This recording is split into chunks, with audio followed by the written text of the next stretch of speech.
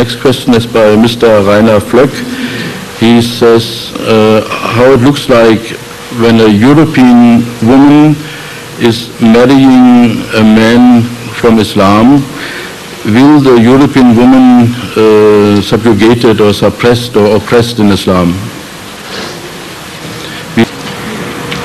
If a European lady, whatever religion she holds, is married to a Muslim who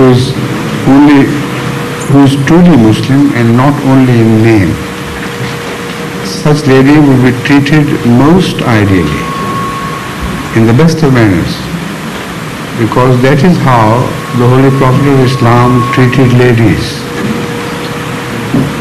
And it is impossible that being a true Muslim, she would not take care of all her requirements and sensitivities, etc.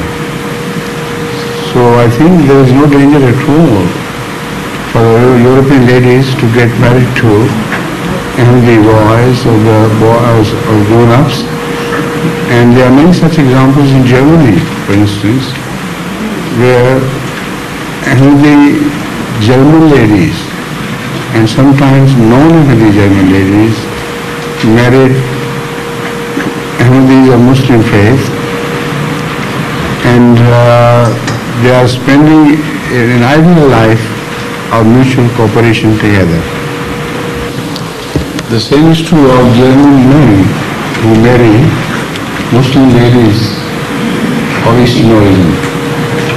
And this holds good in case of both gentlemen sitting on my right and on my left.